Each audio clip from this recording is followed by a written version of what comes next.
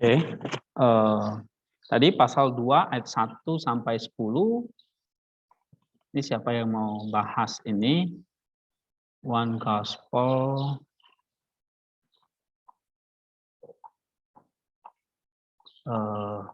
Kalian bisa bikin konsep teologisnya dari sini.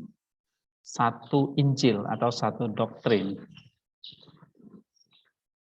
Nah,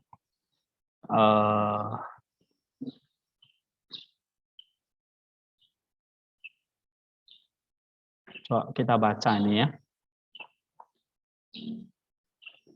Oh, ini kemarin sudah ya. Coba kita baca sekali lagi. Riko baca. Paulus akhirnya pergi ke Yerusalem untuk membantah para pengkritiknya. Dia mengajak Titus dan Barnabas sebagai saksi, seperti yang ditunjukkan oleh kitab-kitab para rasul. Perjalanannya dituntun oleh wahyu ilahi. Dia tidak belajar apapun dari para rasul di Yerusalem yang belum dia ketahui melalui wahyu. Meskipun dia meminta penilaian mereka, kunjungannya kepada para rasul merupakan tindakan kerendahan hati yang dilakukan secara pribadi untuk menghindari skandal bagi orang lain. Dengan demikian, orang lain tidak dapat mencurigai dia telah berusaha sia-sia, dan dia juga tidak menuduh dirinya sendiri. Dia lebih tunduk kepada para rasul daripada guru-guru atau rasul-rasul palsu. Tetapi dia bisa waspada bahwa terhadap para rasul, Paulus sejalan dengan ajaran dengan Rasul Yakobus, Petrus, dan Yohanes. Sehingga apa yang telah dia ajarkan kepada orang-orang bukan Yahudi tidak sia-sia, yaitu mengajarkan kesalahan. Dia melakukannya secara pribadi karena kaum Yudais menfitnah dia, memberikan kehormatan kerasulan hanya kepada mereka yang anggap memiliki reputasi sebagai para rasul sejati. Nah, jadi bagian pertama, Paulus mengatakan bahwa usahanya tidak sia-sia karena dia juga adalah rasul yang sejati. Ya, rasul sejati itu bukan hanya orang-orang seperti Petrus, Yakobus ya, yang sudah diberi kehormatan kerasulan gitu, tapi dia juga diberi kehormatan kerasulan. Ya. Karena ada orang-orang Yudais ya yang menuduh dia mengajarkan Injil yang lain. Ya. Nah, dia lebih tunduk kepada para rasul daripada guru-guru atau rasul-rasul palsu. Ya kan? Kemudian sini dikatakan kunjungannya kepada rasul adalah tindakan kerendahan hati. Ya. Sehingga orang lain tidak dapat mencurigai dia telah berusaha sia-sia dan dia juga tidak menuduh dirinya sendiri. Tadi di sini dikatakan dia melakukannya secara pribadi karena kaum Yudais memfitnah dia, ya. Terus baca lagi, dia tahu bahwa Tuhan adalah satu-satunya hakim sejati bagi hidup manusia. Paulus sejalan dengan para rasul mengajak orang-orang Galatia lebih dari yang dia pelajari dari mereka. Bagi kaum Yudais, hanya para rasul sejati yang memiliki otoritas yang besar. Tapi kaum Yudais salah. Paulus tidak meremehkan atau mengabaikan 12 rasul. Sebaliknya, dia mengatakan bahwa tidak ada bedanya bahwa semua rekan rasulnya dulunya adalah pekerja yang berbeda dari dirinya. Tuhan tidak menunjukkan pilih kasih atau memandang muka. Adapun soal ajaran Injil, mereka tidak menambahkan apapun pada ajarannya. Iya, ini. Terus? Barnabas menemani Rasul Paulus sebagai sesama rekan dalam pemberitaan Injil. Paulus mengakui peran tugas tunggal Petrus. Dia mencatat bahwa dia dan Petrus memiliki panggilan yang dapat diletakkan, tetapi saling melengkapi. Sebagaimana dibuktikan oleh pekerjaan mereka, satu Allah memberikan satu Injil melalui dua rasul kepada dua kelompok etnis yang berbeda. Karena rasul-rasul lain mendukung gereja, mereka disebut pilar. Sepenuhnya mereka layak mendapat reputasi tersebut. Jadi kita juga harus menjadi pilar di atas kebenaran. Ini kata Nisa ya. Terus? Ketika menolak untuk menyunat Titus, Rasul Paulus menghadapkan saudara-saudara legalistik, memberikan contoh kepada orang-orang Galatia yang telah berlebihan dari apa yang diwajibkan oleh para rasul, menjaga orang-orang yang telah menderita karena penganiayaan, dipercayakan kepada Paulus sebagai tugas Injil, dan ia melakukannya dengan begitu semangat. Rasul Paulus dengan teguh mempertahankan sentralitas panggilannya kepada orang-orang bukan Yahudi. Iya. Nah, dari sini kan kamu bisa bahas tentang apa misi Paulus ke Yerusalem. Misalnya ya. Dia misinya apa? Satu, membantah para pengkritiknya. Ya kan? Terus bahwa usahanya tidak sia-sia. Yang kedua, mempertegas kerasulannya. Ya kan? Yang ketiga, dia mengajak untuk jemaat Galatia ini untuk peduli kepada orang-orang yang miskin. Nah, ini kan dapat 3 poin ya. Siapa yang mau ini? Ini bisa. Galatia 2 ayat 1 sampai 10. Panjang ya. Ya, kalian ini pemalas ini ya. Pilihnya 1-2 ayat. Oke. Nah, ayat 11 sampai 14 kita bahas secara cepat ya. Sampai nanti pasal yang ke-6. Nah, dari situ nanti kan ada bagian-bagian kalian bisa pilih. Jadi selesai kelas ini kalian sudah punya topik gitu. Harus semua sudah punya topik. Karena kalau dibiarkan nanti kalian akan berleha-leha lalu paling diomelin kan gitu ya. Nah, saya yang capek nantinya. Coba baca ayat 11 sampai 14. Boy, baca Boy. Badan besar, suara harus besar. Ayat Indonesianya dulu deh. Iya. Petrus yang sekarang dipanggil Kapas.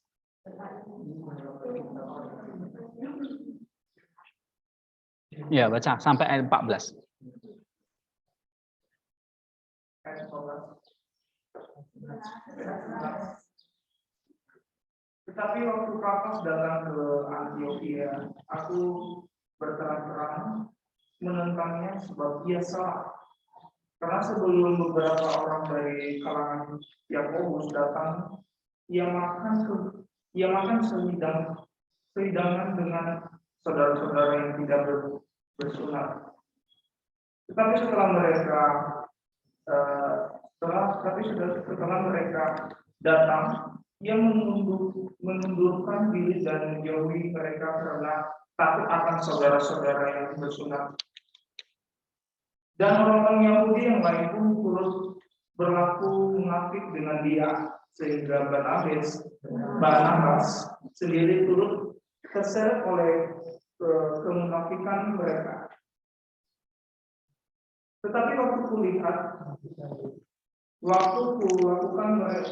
bahwa kelakuan mereka itu tidak sesuai dengan kebenaran Injil, aku berkata kepada Kapas bacanya gimana sih? Jika engkau seorang Yahudi, hidup secara kafir dan bukan secara Yahudi, bagaimanakah engkau dapat memaksa saudara-saudara yang tidak bersunat untuk hidup secara Yahudi? Oke. Nah, nanti tugas Yunaninya ini ada sama kalian ya. Ayat 11 sampai 14. Oh ya, tadi ayat 1 sampai 10 siapa? Hah? Kalau enggak, dan nanti saya tunjuk nih ya. 11-14, coba perhatikan di sini tugas Yunaninya nih kalian ya. 11-14. Tapi intinya apa kira-kira, Boy, yang kamu baca ini?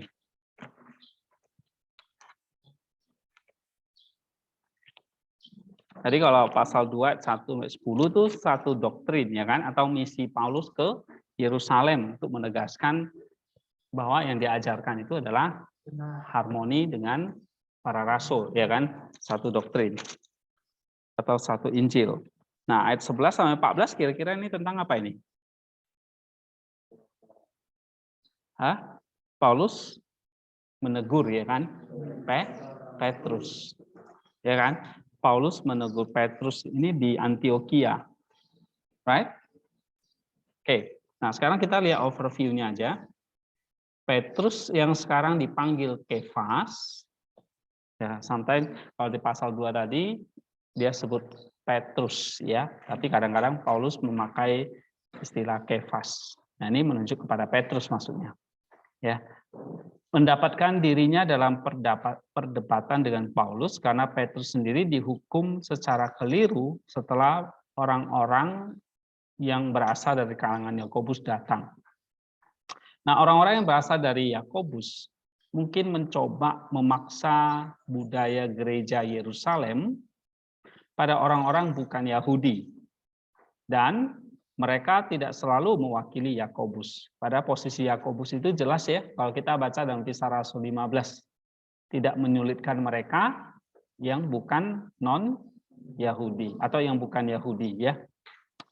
Yerusalem adalah orang Yahudi, tetapi memaksakan budaya itu pada orang bukan Yahudi adalah satu kemunafikan. Ini Paulus sengaja menambahkan peristiwa dia kepada Petrus.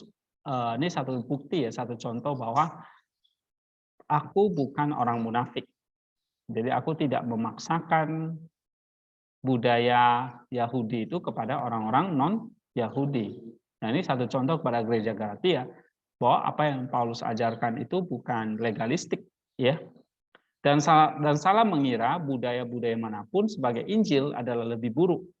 Allah telah menunjukkan bahwa hukum makanan Yahudi sudah usang ya, karena hukum itu digenapi di dalam Kristus.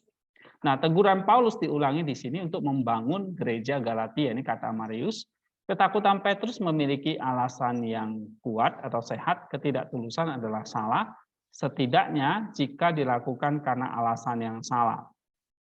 Tidak ada rasul secara individu, ya, uskup atau bapak gereja yang sempurna. Bahkan ketika dia berbicara secara resmi, dia dapat dikoreksi. Tidak terkecuali Rasul Petrus bisa menyebabkan perpecahan. Ya, diragukan apakah seorang rasul pernah melakukannya. Rahmat tersedia di mana hukum tidak berlaku. Teguran yang disampaikan secara publik agar lebih efektif. Dibuat atas nama orang bukan Yahudi yang tugasnya adalah memelihara hukum dalam roh, ini kata Agustinus. Nah, sehingga ini adalah satu sampel, satu contoh bagaimana Petrus yang dianggap sebagai soko guru tadi juga bisa melakukan satu kemunafikan, ya. Dan di sini memang Petrus di sini nampaknya ada satu ketakutan ya kepada orang-orang dari kalangan Yakobus yang masih memaksakan budaya atau tradisi Yahudi kepada orang-orang non-Yahudi. Nah, di situ Petrus menyingkir ya.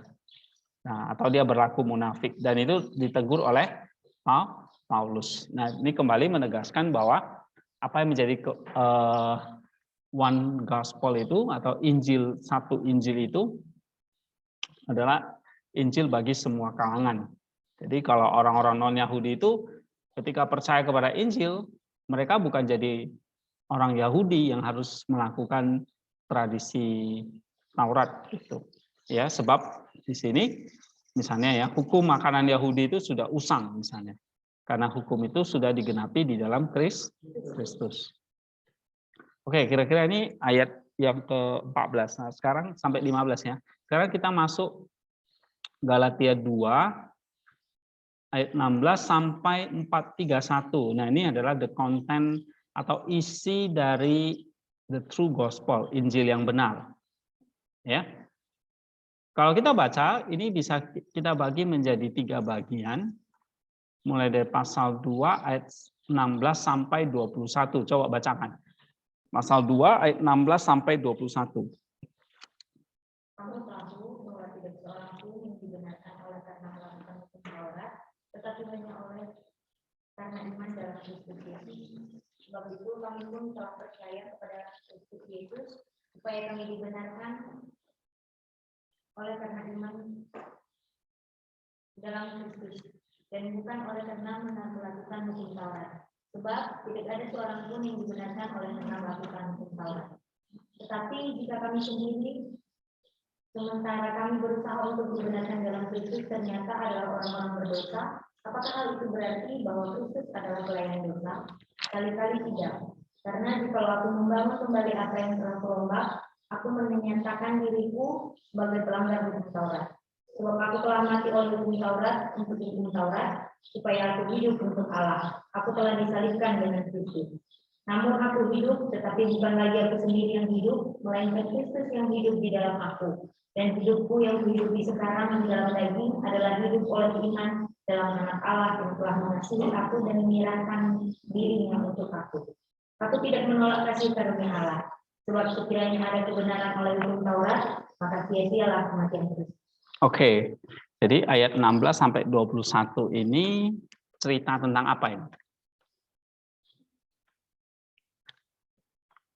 Isi Injil yang benar, yang pertama, kalau kita baca, apa? Ayat 16 sampai 21.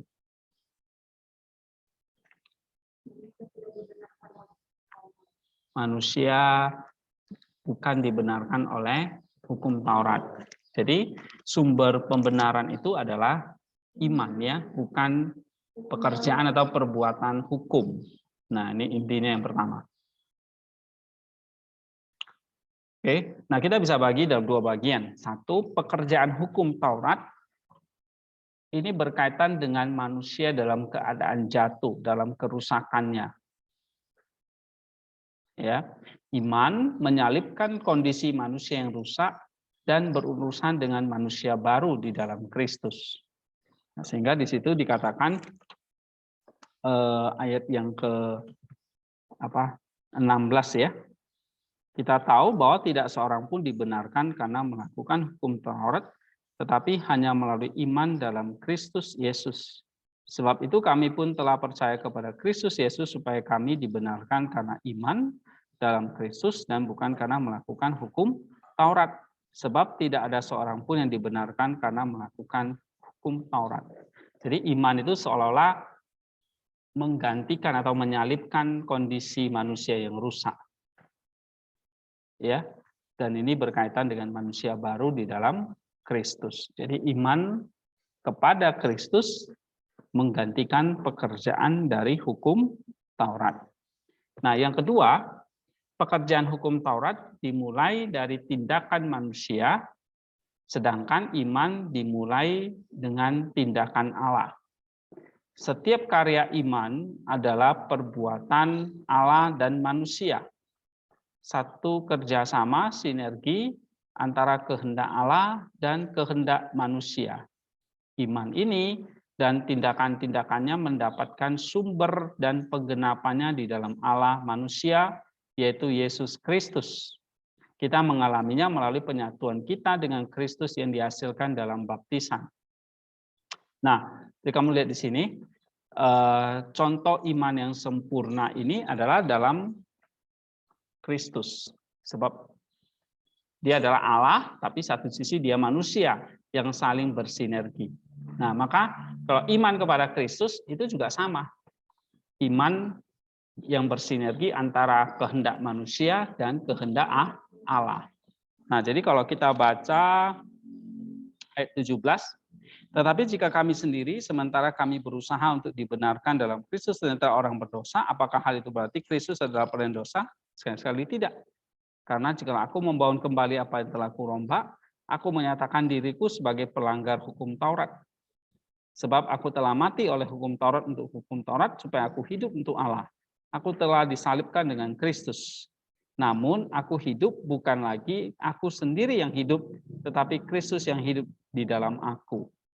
Ya, hidup yang sekarang aku hidupi secara jasmani adalah hidup oleh iman dalam Anak Allah yang telah mengasihi aku dan menyerahkannya untuk aku. Nah, di sini Paulus menjelaskan satu sosok yang sempurna yang memenuhi kriteria untuk menggenapkan hukum Taurat ini adalah ini, Yesus Kristus. Nah, jadi hukum Taurat itu bukan berarti dicabut oleh Tuhan atau ditarik oleh Tuhan, tapi digenapi oleh Kristus. Nah, tidak manusia yang lain tidak bisa sempurna ya menggenapkan atau menaati Kristus Taurat ini, tetapi hanya satu orang yaitu yang disebut sebagai Allah manusia ini, yaitu Yesus Kristus. Nah, kita mengalaminya melalui iman supaya kita bisa menyatu dengan Dia. Makanya di sini aku telah disalibkan dengan Kristus. Itu artinya apa? Bukan hanya Kristus saja yang disalibkan, kita juga. Berarti kita memang harus menyatu dengan Dia. Tapi melalui iman, bukan lagi hukum Taurat. Nah, hukum Taurat itu sudah bagiannya Kristus. Nah, bagian kita adalah iman kita. Ya. Nah, di sini kalian bisa menjelaskan apa artinya iman itu. Ya kan, dalam konteks pengertian iman, jadi dalam the true gospel, Injil yang benar, selalu mulai dari langkah pertama itu adalah iman. Ya, jadi kalau kita memberitakan Injil, nah Paulus menjelaskan untuk percaya kepada Injil itu kita butuh yang namanya faith, iman, bukan pekerjaan atau perbuatan. Nah, kalau pekerjaan dan perbuatan pasti berurusan dengan hukum Taurat, hukumnya Allah maksudnya. Ya, tapi iman ini berurusan dengan hati kita ya, yang mau percaya atau tidak. Oke. Nah, iman menjadi langkah pertama untuk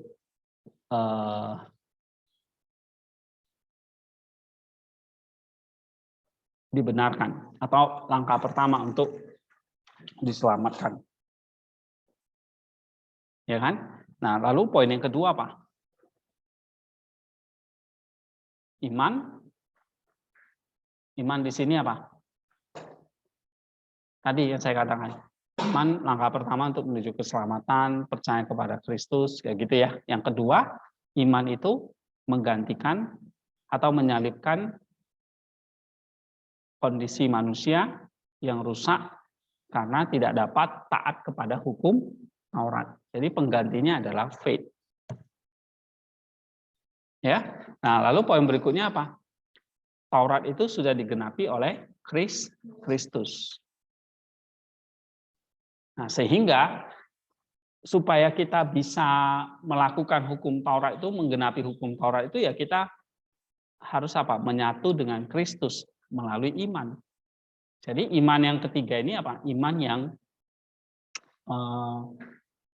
yang membawa kita menyatu dengan Kristus.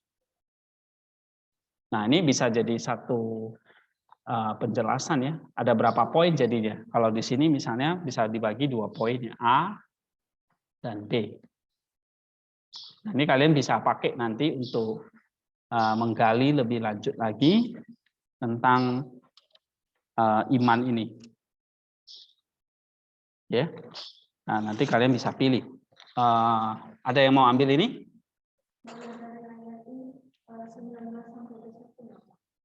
Enggak, nanti dulu yang ini.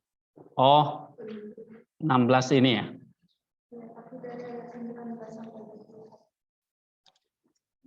Kenapa kok dipotong-potong? Ya, mesti dari 16 sampai 21 gitu. Oke, karena nggak bisa lepas dari hukum Tauratnya dulu nih. Jadi iman menyalibkan hukum Taurat, baru yang kedua, iya, iman itu langkah pertama kita menuju kepada Injil, ya. Lalu yang kedua,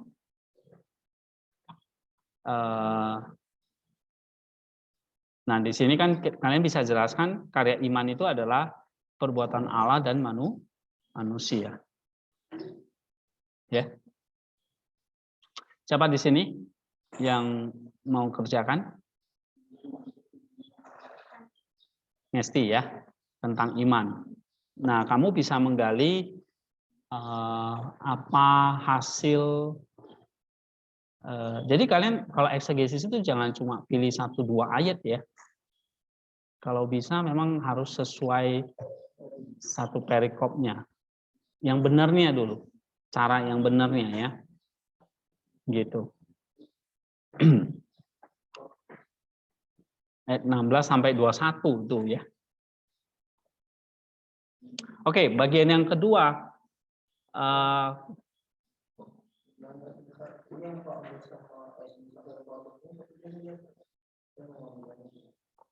Apa?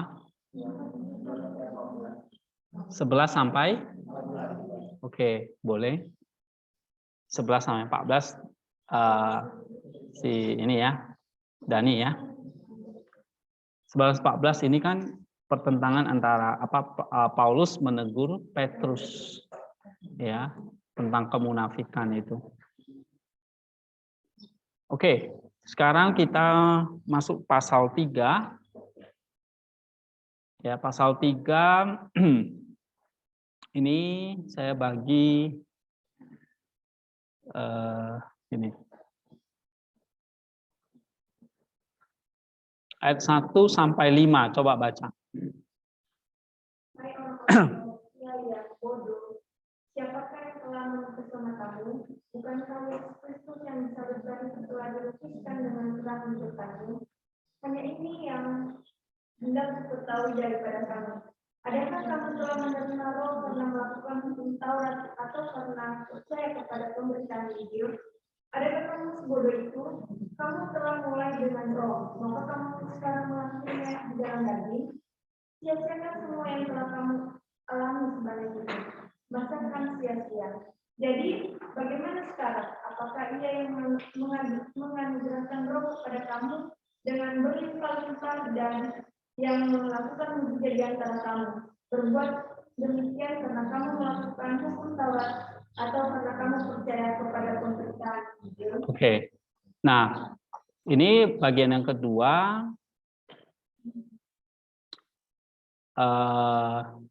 Ini berkaitan dengan ini ya. Roh Kudus memberi kita kuasa untuk kehidupan kebenaran yang berkelanjutan di dalam Kristus.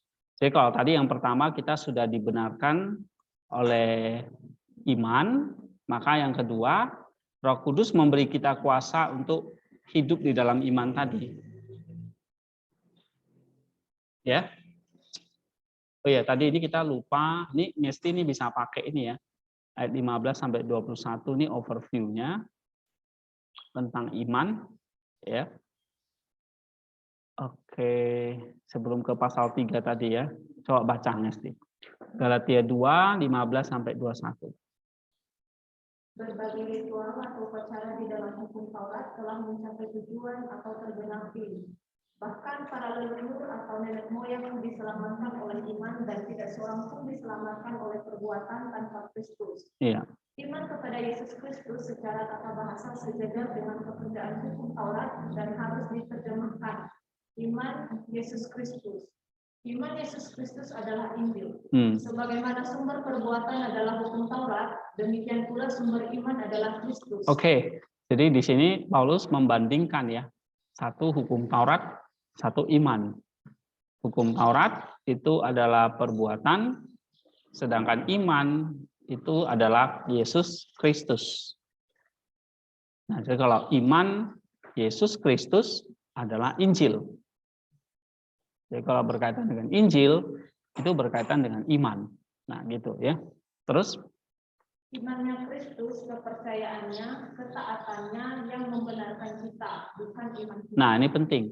Imannya Kristus, yaitu Injil tadi, yang membenarkan, bukan iman kita.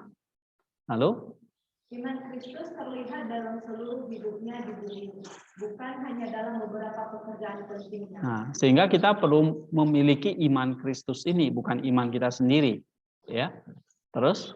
Oleh Kristus haruslah di dalam Kristus. Pembenaran tidak hanya legal tetapi aktual, dipengaruhi oleh penyatuan pribadi kita yang nyata dengan Kristus dalam kodrat manusiawinya yang dimuliakan. Kita masih terus menyucikan diri dari dosa dan ini menunjukkan penyatuan. Dan ini menunjukkan penyatuan yang tidak pernah ya, maksudnya ini. Yang tidak pernah menghilangkan kehendak bebas kita dan menjelaskan bagaimana beberapa orang membelok ke Yudai. Yudaisme. Iya. Nah, sekali lagi nanti kamu perlu menjelaskan juga tentang kehendak bebas, ya. Terus? Para penuduh Paulus membuat Kristus menjadi orang berdosa, seperti halnya orang-orang bukan Yahudi yang dengan taat mengadopsi hukum Taurat. Hal-hal yang Rasul Paulus hancurkan adalah perbuatan hukum Taurat. Paulus menghancurkan mereka dalam arti membuktikan ketidakketertiban mereka bagi keselamatan. Pelanggar yang sebenarnya di sini adalah orang yang mencoba untuk menerapkan kembali hukum Yahudi. Paulus menunjukkan bahwa bahkan orang Yahudi telah meninggalkan hukum Taurat. Kita mati melalui hukum Taurat bukan mengabaikan atau tidak menghormati, tetapi dengan mengakui bahwa hukum itu adalah suci, bahwa kita pantas menerima konsekuensinya yaitu kematian. Dan kita dengan rela mati terhadap hukum Taurat melalui kematian kita bersama Kristus. Disalibkan dengan Kristus melalui baptisan, kita menjadi hidup oleh hukum roh yang menyempurnakan maksud hukum perjanjian lama. Tidak ada kontradiksi antara hukum Taurat dan Injil. Hukum itu kudus dan adil dan baik. Di Roma 7 ayat 12. Namun hukum itu lemah, Roma 8 ayat 3, dan usang, Ibrani 8 ayat 13. Karena telah digenapi di dalam Injil, di dalam Kristus sendiri. Nah, jadi hukum Taurat bukan bertentangan dengan Injil, tapi Injil menggenapi hukum Taurat. Ya. Terus? Kita dipanggil untuk mati menurut Rasul Paulus, sebagaimana kita mati bagi dunia dalam penyatuan dengan Tuhan yang disalibkan, untuk berbagi dalam roti hidup surga bersama orang-orang kudus dan malaikat. Kristus berdiam di dalam kita ketika dosa-dosa kita diampuni, meskipun kita tidak pernah sepenuhnya dibebaskan dari dosa dalam daging. Aku telah disalibkan dengan Kristus, berarti nafsu dan keinginan kita yang berdosa telah disalibkan. Ini bukan penyaliban kodrat manusia, tetapi penyaliban daging, kerusakan dari kodrat manusia yang telah jatuh. Penyaliban ini harus diterima dengan rela dan bebas, sama seperti Kristus telah rela dan bebas menerima kematiannya. Hidup di dalam daging dikontraskan dengan hidup dalam iman, sama seperti hidup dalam daging melibatkan seluruh pribadi, tubuh, dan jiwa. Demikian juga hidup dalam iman, melibatkan seluruh pribadi. Karena itu, pembenaran merupakan penyatuan yang substansial dengan Kristus, bukan hanya posisi abstrak yang percaya sehubungan dengan Allah. Sementara bukan lagi aku yang hidup di bawah kuasa nafsu dan keinginan berdosa, aku menjalani hidup yang tersalib di dalam Kristus. Karena kita tidak diselamatkan oleh perbuatan saja, perjanjian baru tidak mengatakan bahwa kita diselamatkan oleh iman saja. Kita diselamatkan oleh iman, tetapi bukan iman saja. Terus? Rasul Paulus mengungkapkan rasa syukurnya yang dalam, karena mengetahui harga yang harus dibayar oleh Kristus. Supaya kasih karunia ini tidak sia-sia, maka kita harus mengingat kematian Kristus sebagai dosa-dosa kita. Dan membuat kematian Kristus menjadi sia-sia adalah bidat yang paling jahat dan mengerikan. Mengesampingkan kasih karunia Allah adalah apa yang telah dilakukan oleh Petrus dan Barnabas, ayat 12 dan 13. Iman Kristus tidak bertentangan dengan perbuatan hukum Taurat, tetapi bertentangan jika hanya berdasarkan perbuatan untuk membenarkan diri sendiri di hadapan Allah. Sebagaimana Musa sendiri memandang ke depan kepada Kristus, demikian pula hukum Taurat adalah bayangan, ikon menunjuk ke arah Kristus sendiri yang memberi kita kehidupan. Oke, nah ini gambaran umum ya, dari ayat 15 sampai 21. Jadi di sini kamu bisa menjelaskan apa arti iman. Iman itu bukan hanya melangkah masuk ya, tapi kita bersinergi dengan Allah. Kamu bisa menjelaskan di situ. Kemudian hidup di dalam iman itu dikontraskan hidup di dalam daging. Oke, jadi temukan poin-poin yang bisa kamu paparkan ya di sini. Bisa kamu jelaskan. Ini tentang, atau konsep pembenaran itu juga bisa dipakai di sini. Ya. Tentang pembenaran oleh iman. Nah, pembenaran oleh iman itu apa saja poinnya? Ya kan? Pembenaran oleh iman atau dibenarkan oleh iman. Yang pertama, pembenaran iman itu, nah hukum Taurat harus digenapi di dalam Kristus. Jadi Kristus itu sudah harus menang atas hukum Taurat. Ya kan? Nah, hukum Taurat itu kan kayak menjadi semacam satu ketaatan sempurna yang harus dilakukan oleh manusia, dan itu nggak bisa dilakukan oleh manusia kecuali manusia Allah itu Yesus Kristus itu. Oke, nah lalu yang kedua, kita harus punya iman supaya apa? Kita harus punya iman Kristus itu supaya kita, kata Rasul Paulus di sini apa? Disalibkan gitu. Artinya menyatu dengan dia. Jadi lewat iman kita menyatu dengan Kristus yang sudah menggenapkan hukum Taurat itu. Ya. Nah, nanti kamu cari ya poin-poinnya. Nah, berikutnya Galatia 3 ayat 1 sampai 5.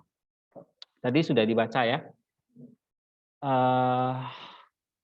Orang-orang Galatia telah percaya kepada Yesus Kristus dan menerima Roh melalui pendengaran akan iman. Tapi mereka bodoh karena mereka telah menolak kehidupan yang berkelanjutan di dalam Kristus dan Roh Kudus. Sebaliknya mengajarkan bahwa kita disempurnakan oleh daging, oleh sunat. Nah, ini yang Paulus marah gitu ya. Terus dia katakan, sia-siakah semua yang telah kamu alami sebanyak itu, masakan sia-sia gitu. Ya. Rasul Paulus berpendapat bahwa mereka tidak memahami kebenaran atau bagaimana manusia selalu berpartisipasi di dalamnya. Paulus menegur orang-orang Galatia untuk kebaikan mereka sendiri, ya, dari Chrysostom, namun secara implisit memuji mereka atas kemajuan mereka. Tidak ada kepercayaan literal dalam ilmu sihir yang tersirat di sini. Dengan iman, orang-orang Galatia melihat penyalipan seperti halnya kita sekarang. Coba kita baca Galatia 3 ayat 1. Galatia 3 ayat 1. Hai orang-orang Galatia yang bodoh, siapakah yang telah memperkenalkan kamu? Bukankah Yesus Kristus yang disalibkan itu telah dilukiskan dengan terang di depanmu? Iya. Jadi ada kata Yesus Kristus yang disalibkan itu telah dilukiskan dengan terang di depanmu. Jadi ini kayak satu gambaran. Orang-orang Galatia lihat sendiri loh. Kristus itu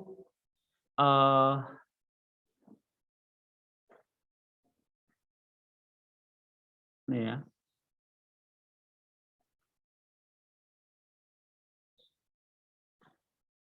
Di depanmu ya, progave to right before.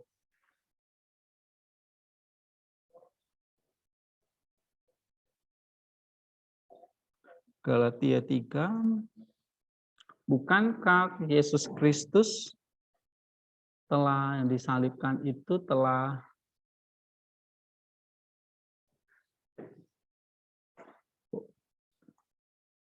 ini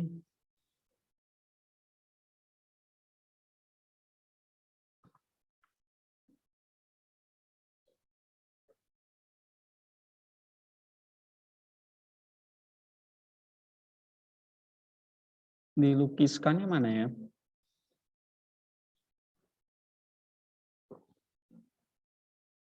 Portrait ya. Was clearly protect you as before whose eyes ophthalmos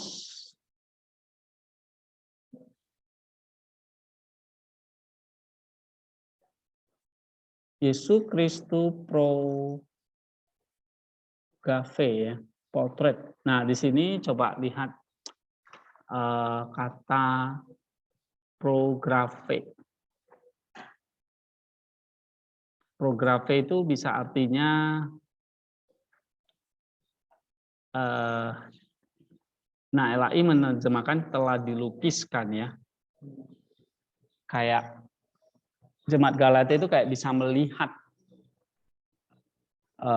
Kristus yang disalibkan itu.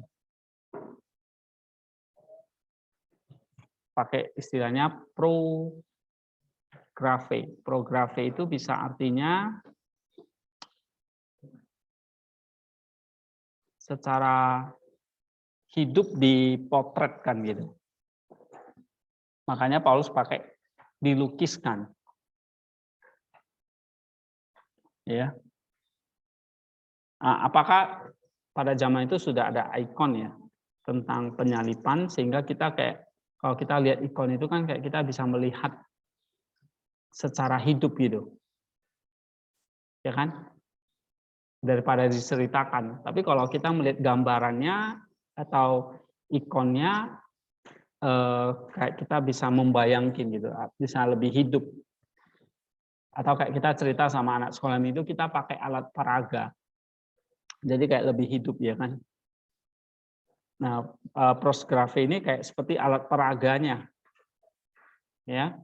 Jadi kamu nggak hanya mendengar Yesus disalib tapi seperti kayak dilukiskan. Artinya sudah begitu terang ini kamu melihat Kristus itu disalib. Kenapa kamu masih kata Paulus menambahkan atau masih melakukan sunat gitu. Oke. Tadi sampai mana di sini? Lalu Paulus berpendapat bahwa mereka tidak mengalami kebenaran atau bagaimana manusia selalu Paulus menegur orang kaya untuk kebaikan mereka, namun secara implisit memuji mereka atas kemajuan mereka ya. Tidak ada kepercayaan literal dalam ilmu sihir yang tersedia di sini. Ini sudah baca ya. Paulus menunjukkan bahwa iman tidak dapat hidup berdampingan dengan legalisme eksternal. Mengingatkan mereka akan penganiayaan yang telah mereka derita dengan berani, mujizat yang telah mereka alami, dan kemajuan yang telah mereka buat, dia membujuk bahkan saat dia menegur. Ya. Nah, dengan menggunakan argumen logis untuk poin-poin selanjutnya, ia menunjukkan bahwa iman bukan hukum Taurat yang menjadi penyebab kemajuan mereka sejauh ini. Nah, ini ayat 1 sampai 5 ya. Nah, coba baca ayat 6 sampai 14 bahasa Indonesianya. Secara itu jugalah Abraham percaya kepada Allah, maka Allah memperhitungkan hal itu kepadanya sebagai kebenaran. Jadi, kamu lihat bahwa mereka yang hidup dari iman, mereka itulah anak-anak Abraham. Dan kitab suci yang sebelumnya mengetahui bahwa Allah membenarkan orang-orang bukan Yahudi oleh karena iman. Telah terlebih dahulu memberitakan Injil kepada Abraham, oleh segala bangsa akan diberkati. Jadi mereka yang hidup dari iman, mereka lah yang diberkati bersama-sama dengan Abraham yang beriman itu. Karena semua orang yang hidup dari pekerjaan hukum Taurat berada di bawah kutuk. Sebab ada tertulis, terkutuklah orang yang tidak setia melakukan segala sesuatu yang tertulis dalam kitab hukum Taurat. Dan bahwa tidak ada orang yang dibenarkan di hadapan Allah karena melakukan hukum Taurat adalah jelas, karena orang yang benar akan hidup oleh iman. Tetapi dasar hukum Taurat bukanlah iman, melainkan siapa yang melakukannya akan hidup karenanya. Kristus telah menebus kita dari hukum Taurat dengan jalan menjadi kutuk karena kita. Sebab ada tertulis, terkutuklah orang yang digantung pada kayu salib. Yesus Kristus telah membuat ini, supaya di dalam Dia berkat Abraham sampai kepada bangsa-bangsa lain, sehingga oleh iman kita menerima roh yang telah membukti identitas. Oke, nah ini tentang masih dalam konteks antara Taurat dan iman ya. Nah, dia ambil contoh Abraham di sini. Bagaimana Abraham itu bisa disebut sebagai bapak orang beriman kan gitu. Coba baca. Siapa ini? Nursanti. Rasul Paulus. Rasul Paulus mendorong kita semua untuk menjadi anak-anak Abraham melalui iman. Nah, kita menjadi anak-anak Abraham melalui iman. Kasus contoh Abraham ini ya. Terus?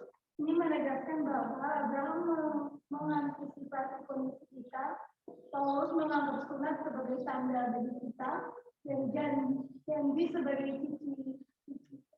Cicipan Injil. Siapakah anak-anak Abraham? Mereka yang beriman, orang Kristen sejati. Orang Yahudi melihat Abraham sebagai leluhur mereka.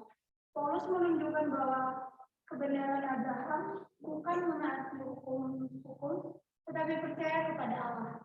Kebenaran adalah kepercayaan dan ketaatan yang berpusat pada hati kepada Allah dengan berkat Roh Kudus. Abraham berpartisipasi dengan Allah dalam membuat Roh Kudus beriman. Dengan iman Abraham secara harfiah adalah dalam iman Abraham. Apa yang dia percayai dan lakukan.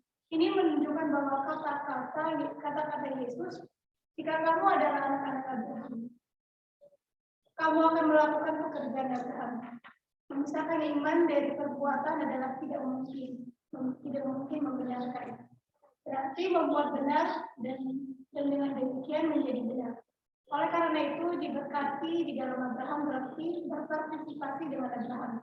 Tubuh dan jiwa dalam persekutuan dengan Allah dan kebaikan. Iya.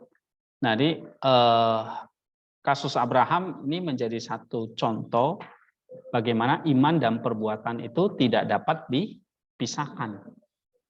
Ya, Abraham bisa berpartisipasi dengan Allah dalam iman, tapi iman dia ditunjukkan dengan perbuatan.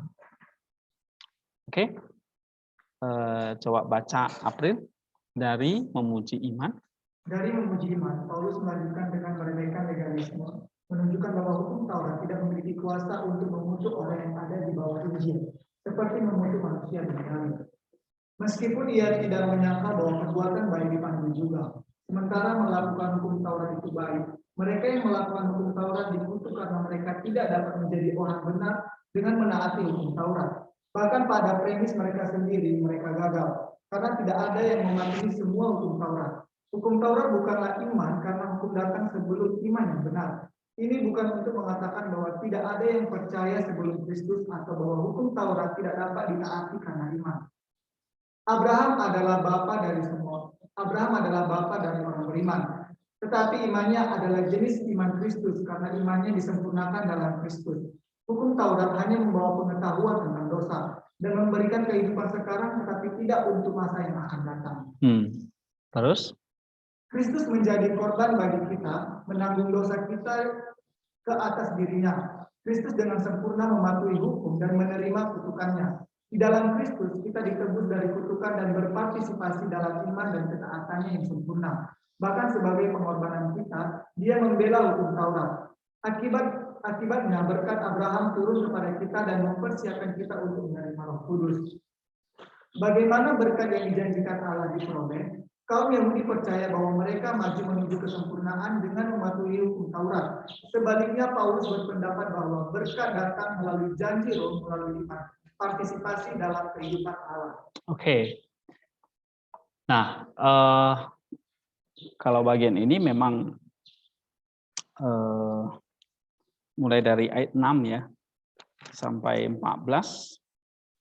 Tadi kalau ayat 1 dan 5 mengatakan bahwa iman kepada Kristus itu seperti kita sudah menggantikan atau menggenapkan pekerjaan dari hukum Taurat. Ya, sehingga Paulus di sini menegur, apakah kamu sebodoh itu? Kamu yang sudah memulai dengan roh, masakan kamu mengakhirinya di dalam daging. Ya, dalam daging itu artinya dalam perbuatan Taurat ya. Nah, lalu dia kasih satu contoh tentang Abraham di sini. Nah, di sini kalian bisa menggali bagaimana iman Abraham itu menjadi satu model iman kepada kita sekarang. Ya.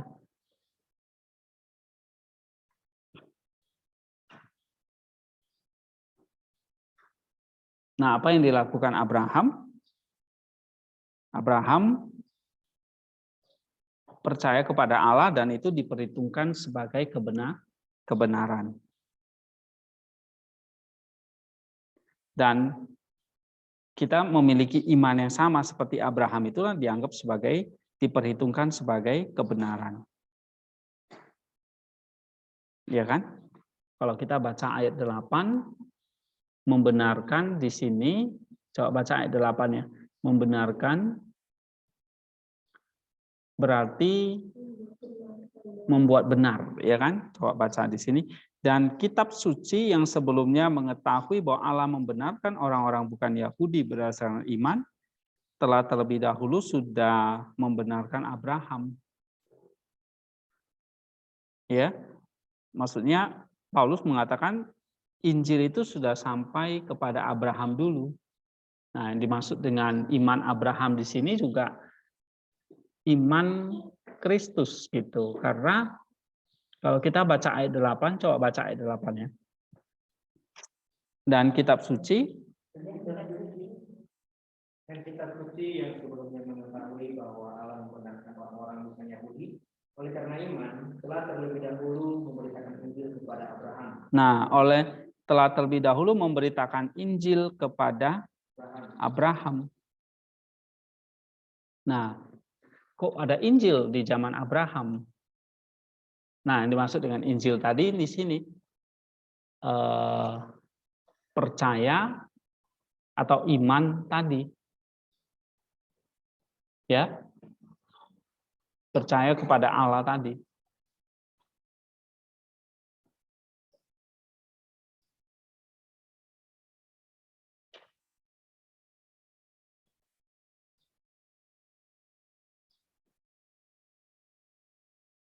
Nah, kalau hukum Taurat bukanlah iman karena hukum datang sebelum iman yang benar. Ya, jadi ini bukan mengatakan bahwa tidak ada yang percaya sebelum Kristus atau bahwa hukum Taurat tidak dapat ditaati karena iman. Nah, buktinya Abraham memiliki jenis iman seperti itu. Nah, let's say, jadi kalau dalam perjanjian lama ada Abraham yang sudah menerima Injil dan dia mewariskan anak-anak Abraham. Nah, dalam perjanjian baru ada Kristus. Ya. Yang melalui Kristus itu semua bangsa diberkati.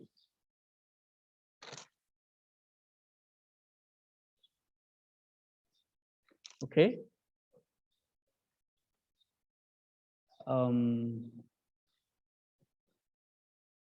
Nah, lalu kalau kita baca lagi di ayat yang ke-10 sampai ke 15.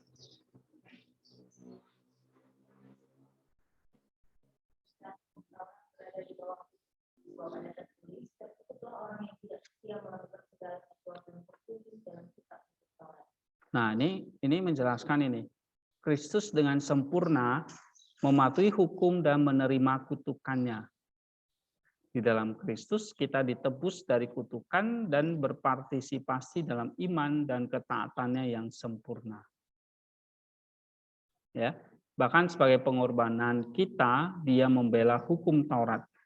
Akibatnya berkat Abraham turun kepada kita dan mempersiapkan kita untuk menerima Roh Kudus. Oke, jadi Paulus di sini memberikan dua contoh ya, kehidupan Abraham dengan kehidupan menaati hukum Taurat. Nah, kehidupan Abraham itu seperti kehidupan Kristus ya, yang dimulai dari iman.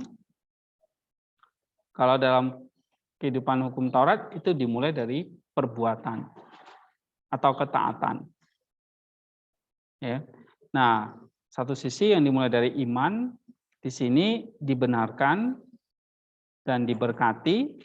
Yang dimulai dari hukum Taurat, perbuatan, itu ada di bawah kutuk.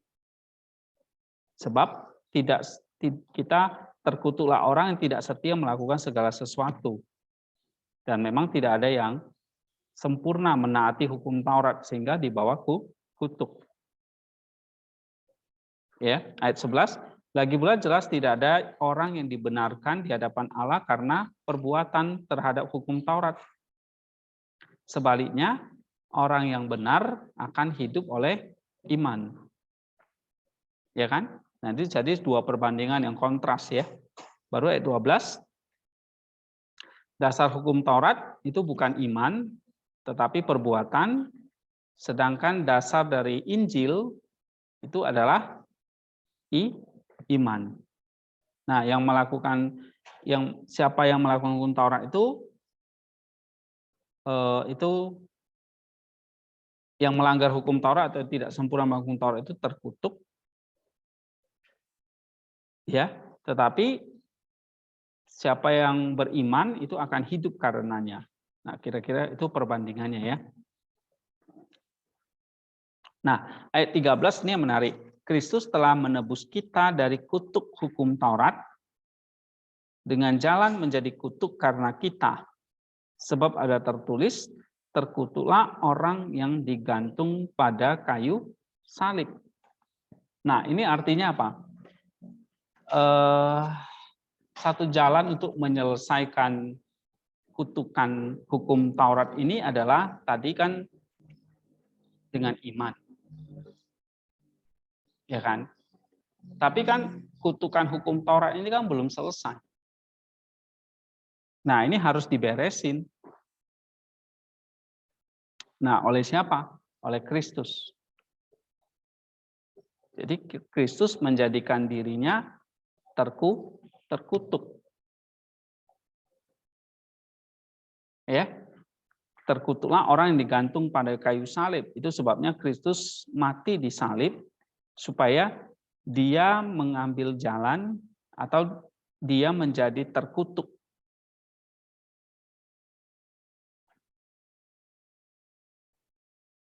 Ya. Nah, Yesus Kristus ayat 14 telah melakukan hal ini supaya di dalam Dia berkat Abraham sampai kepada bangsa-bangsa lain. Sehingga melalui iman kita menerima roh yang telah dijanjikan itu. Jadi bagaimana berkat Allah itu bisa diperoleh?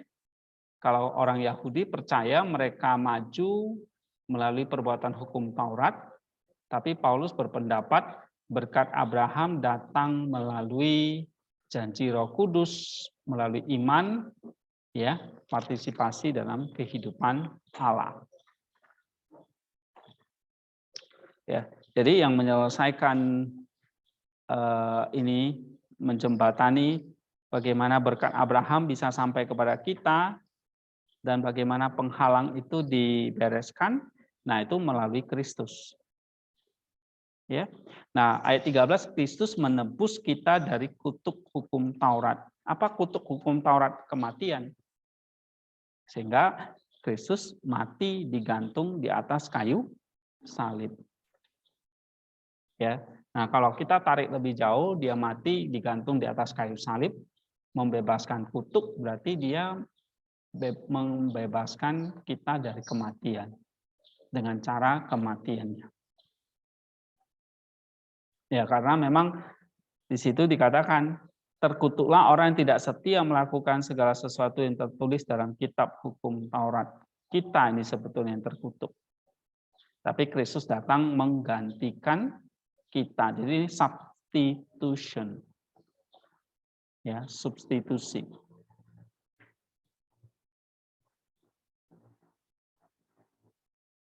Oke.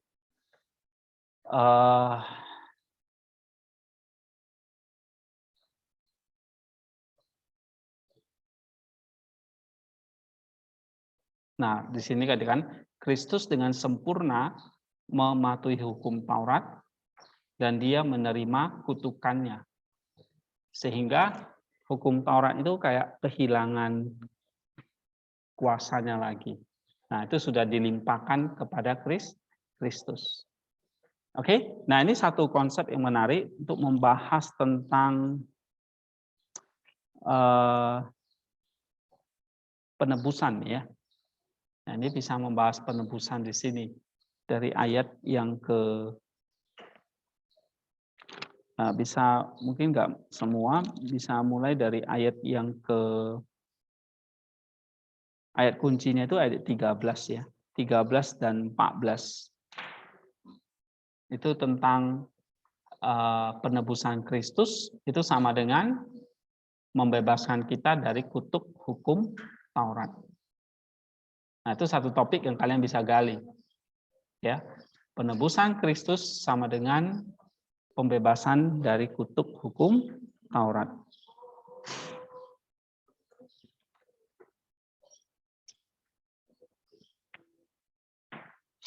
Oke. Nah, sekarang kita baca ayat yang ke-15 sampai 20.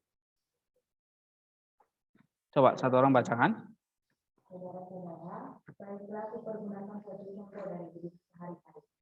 Suatu wasiat yang telah disahkan sekalipun dia dari manusia tidak dapat dibatalkan atau ditambahi oleh seorang pun. Adapun kepada Abraham diucapkan segala janji itu dan kepada keturunannya.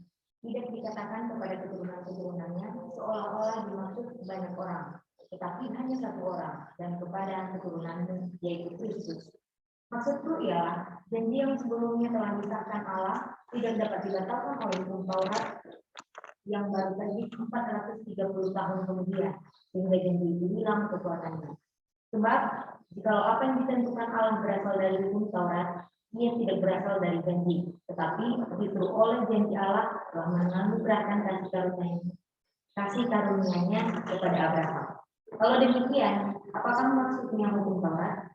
Ia ditambahkan oleh karena pelanggaran-pelanggaran sampai datang keturunan yang dimaksud oleh janji itu.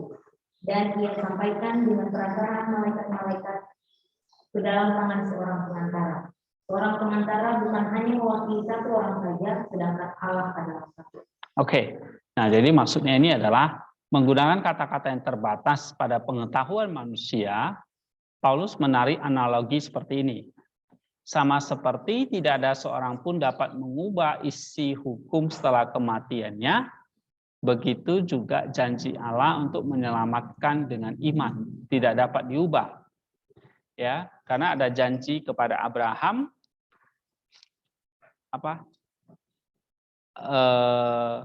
bahwa keturunannya akan diberkati, bukan binasa.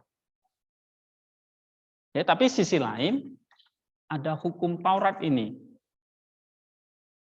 Nah, ini kayak ada satu antara janji dengan hukum Taurat ini mengalami satu ketegangan ya.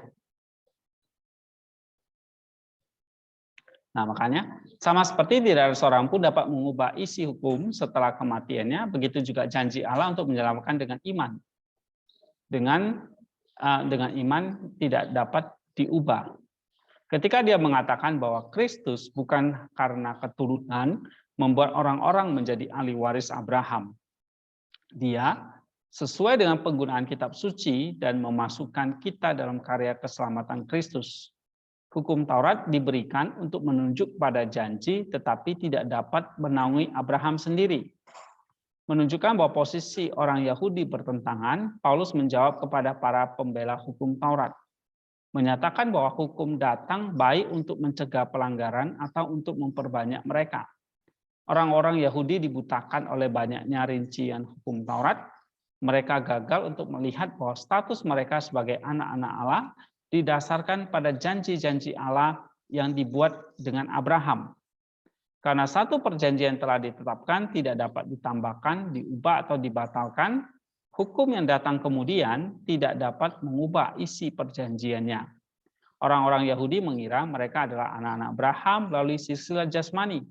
Mengapa hukum diberikan kemudian? Karena Israel melanggar apa yang mereka ketahui tentang hukum Allah melalui hati nurani dan kodrat. Jadi Tuhan menuliskannya. Hukum tidak pernah menjadi penyelamat, tetapi pembimbing untuk menghukum Israel dari pelanggaran dan untuk membawanya kepada Kristus. Jadi maksud Paulus di sini adalah kalau kita baca tadi ayat yang ke-17 ya. Coba bacakan sekali lagi ayat 17. Maksudku ialah janji yang sebelumnya telah disahkan Allah tidak dapat dibatalkan oleh hukum Taurat yang baru terbit 430 tahun kemudian, sehingga janji itu hilang kekuatannya. Nah, jadi ada janji Allah dulu ini kepada Abraham. Baru zamannya Musa ada hukum Taurat. Ya kan? Jadi walaupun datangnya hukum Taurat tidak membatalkan janji itu. Nah, kenapa ada hukum Taurat di sini? Karena memang Israel melanggar apa yang mereka ketahui tentang hukum Allah melalui hati nurani dan kodrat. Sehingga Tuhan menuliskannya. Ya. Nah, hukum Taurat diberikan oleh Allah melalui malaikat seperti wahyu yang paling kuno dan dimediasi oleh Musa, memandang ke arah Kristus. Kristus sendiri adalah perantara dari kesatuan Allah. Dia dengan demikian mempersatukan bangsa-bangsa. Agar Kristus menjadi perantara antara Allah dan manusia, dia harus menjadi Allah sekaligus manusia. Allah yang Esa menunjuk pada satu kodrat ilahi dan tidak menyangkal keberadaan tiga pribadi ilahi. Oke, jadi di sini Paulus hendak menegaskan janji tidak dibatalkan oleh karena hukum Taurat. Ya, tapi hukum Taurat ini diselesaikan atau digenapi oleh Kristus. Nah, janji Abraham atau berkat Abraham itu tetap sampai kepada bangsa. Nah, cuma melalui Kristus sekarang. Ya. Nah, maka di sini dikatakan hukum Taurat diberikan untuk menunjuk kepada janji. Jadi hukum Taurat Allah bukan untuk membinasakan, tapi untuk menyelamatkan. Cuma ketika hukum itu tidak ditaati, ya itu akhirnya menjadi sebuah kutuk. Dan kutuk itu akhirnya dibereskan oleh Kristus. Sehingga janji Abraham tetap berlaku. Saya paham ya maksudnya di sini ya. Oke. Nah, makanya di sini Kristus menjadi perantara antara Allah dan manusia. Ya. Nah, sekarang kita baca ayat 21 sampai 29. Coba satu orang bacakan. Katakanlah kepadaku, kamu yang mau hidup di bawah Taurat, karena kamu mendengarkan hukum Taurat. Apakah ada tertulis bahwa Abraham mempunyai dua anak, seorang dari perempuan yang menjadi hambanya dan seorang dari perempuan yang merdeka. Pasal 3. Ayat 21 sampai 29. Kalau demikian, bertentangankah hukum Taurat dengan demikian jelas? Kali-kali tidak. Sebab andai kata hukum Taurat diberikan sebagai sesuatu yang dapat menunjukkan, maka memang kebenaran berasal dari hukum Taurat. Tetapi kita puji telah mengurung segala sesuatu di bawah kekuasaan kita, supaya oleh karena iman dalam Yesus Kristus, janji itu dibenarkan kepada mereka yang percaya. Sebelum iman itu datang, kita berada di bawah pengelolaan hukum Taurat dan digulung sampai iman itu telah dibenarkan. Jadi hukum Taurat adalah penuntun bagi kita sampai Kristus datang, supaya kita dibenarkan karena iman. Sekarang iman itu telah datang, karena itu kita tidak berada lagi di bawah pengawasan penuntun. Sebab kamu semua adalah anak Allah karena iman di dalam Yesus Kristus. Karena kamu semua yang dibaptis dalam Kristus telah mengenakan Kristus. Dalam hal ini tidak ada orang Yahudi atau orang Yunani, tidak ada hamba atau orang merdeka, tidak ada laki-laki atau perempuan, karena kamu semua adalah satu di dalam Kristus Yesus. Dan kalau kamu adalah Kristus, kalau kamu juga adalah keturunan Abraham dan Abraham menjadi Allah. Ya, dan ahli waris menurut janji Allah. Nah, kalau kita baca 21-29 jadi lebih terang, ya. Sehingga tadi antara janji dan hukum Taurat itu adalah untuk menuntun orang kepada janji. Ya, janji Abraham ini, janji kepada Abraham ini. Jadi hukum Taurat ini ada penuntun, akhirnya menjadi penuntun kita kepada janji, dan juga di sini hukum Taurat ini penuntun bagi kita, penuntun kepada Kristus gitu ya. Hukum Taurat adalah penuntun bagi kita sampai Kristus itu datang.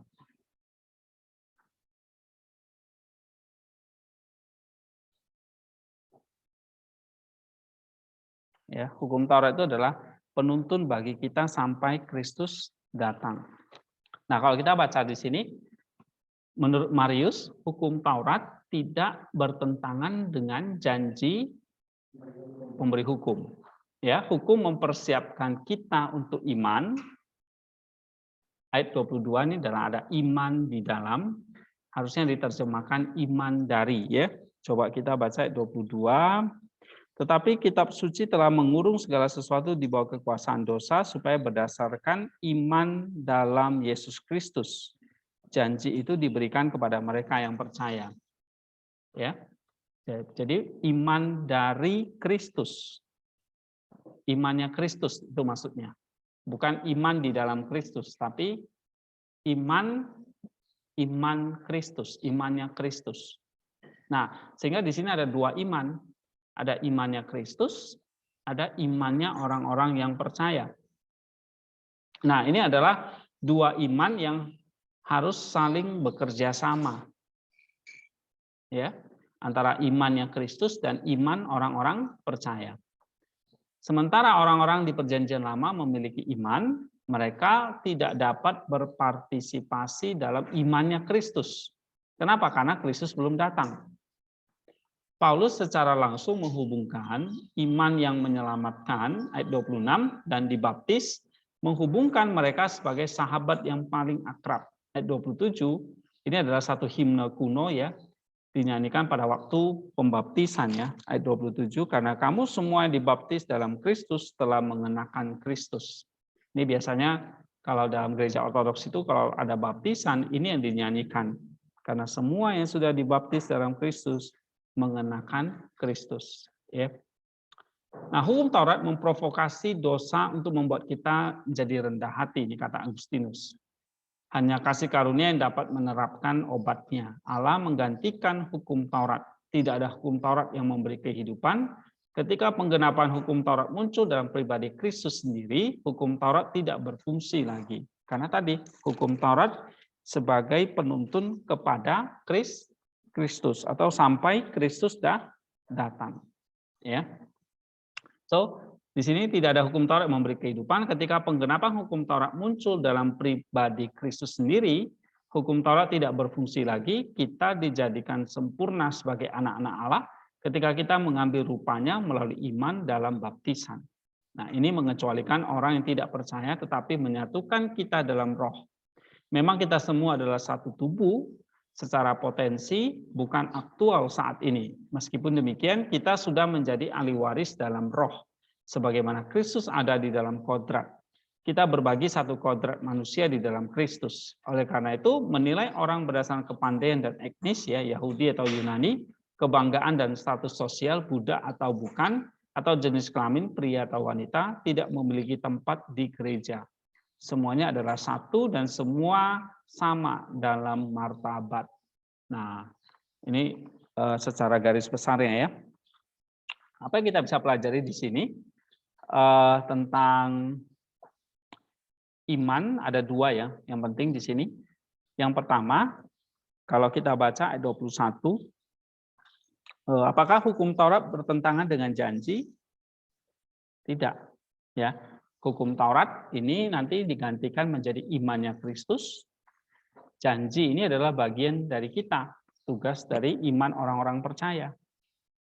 Nah, kedua iman ini harus menyatu. Nah, menyatunya itu adalah di dalam baptisan. Ya, gitu. Nah, terus dikatakan oleh para bapak gereja di sini, Allah menggantikan hukum Taurat. Hukum Taurat itu digantikan oleh siapa? Kristus. Ya, jadi Kristus adalah penggenapan dari hukum Taurat atau pengganti dari hukum Taurat. Nah, makanya ayat 22 itu dikatakan ya, supaya berdasarkan imannya Kristus, ayat 22 itu ya, supaya berdasarkan imannya Kristus itu, janji itu diberikan kepada mereka yang percaya. Jadi janji Allah kan untuk menyelamatkan manusia. Tapi ada hukum Taurat ini yang mesti ditaati. Nah, karena manusia nggak bisa menaati hukum Taurat, nah digantikan oleh Kristus. Sehingga oleh Kristus ini, oleh imannya Kristus ini,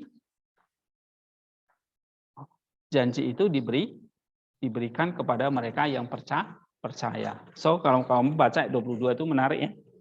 Nah, ini hukum Taurat.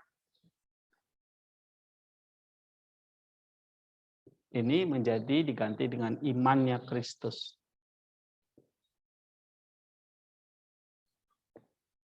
Ya, gitu. Nah, sekarang ini manusia ini dihadapkan dua pilihan. Ya kan? Kalau ini perbuatan. Kalau ini apa? Iman. Nah, gitu. Oke. Ya, dua-duanya adalah usaha untuk dapat janji ini.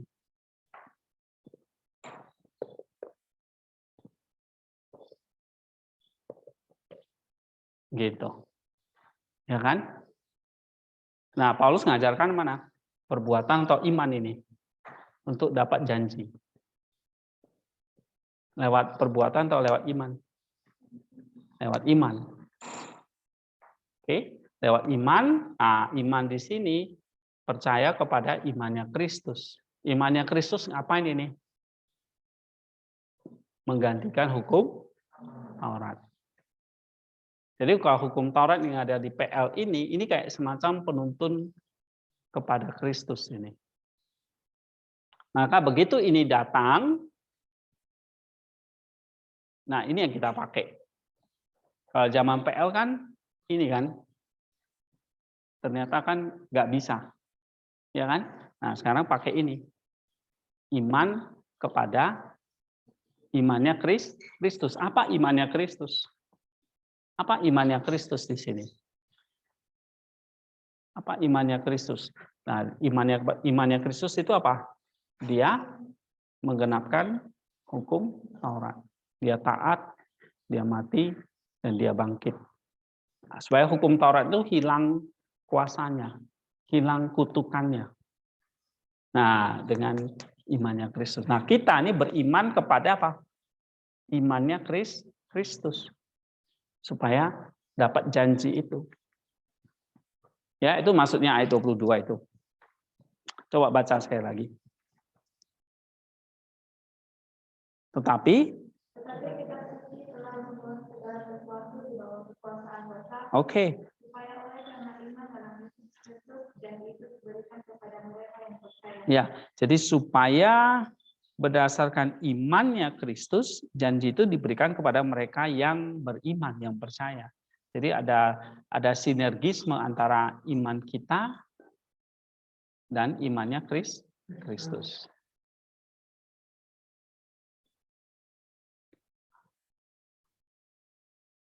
Nah, Chrysostom mengatakan hukum Taurat tidak berfungsi lagi.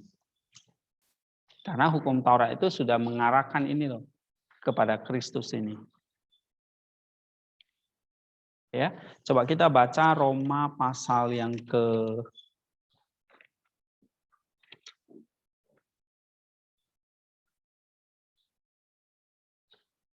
10 ayat yang keempat. Sebab Kristus adalah kebenaran hukum Taurat sehingga kebenaran diperoleh setiap orang. Iya, sebab baca sekali lagi, sebab Kristus adalah kebenaran hukum Taurat. Nah, sebab Kristus adalah kegenapan hukum Taurat. Sehingga kebenaran diperoleh setiap orang. Gitu. Nah, kalau kita baca ayat 5, Musa menulis kebenaran berdasarkan hukum Taurat. Iya kan? Dia katakan orang yang melakukannya akan hidup karenanya. Tetapi kebenaran berdasarkan iman berkata demikian. Jangankan di dalam hatimu siapa yang akan naik ke surga, yaitu untuk membawa Kristus turun, atau siapa yang akan turun ke jurang maut, yaitu untuk membawa Kristus naik dari antara orang mati. Nah, ini artinya nggak ada yang bisa kan, hanya satu-satunya Kristus itu sendiri. Jadi yang bisa menjadi penggenap dari hukum Taurat itu ya hanya Kristus.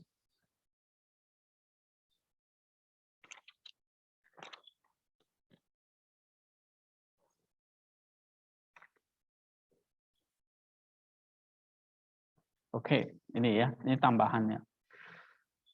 Kita break dulu, nanti kita sambung lagi pasal 4 ya. Galatia pasal 4 ayat 1 sampai 7.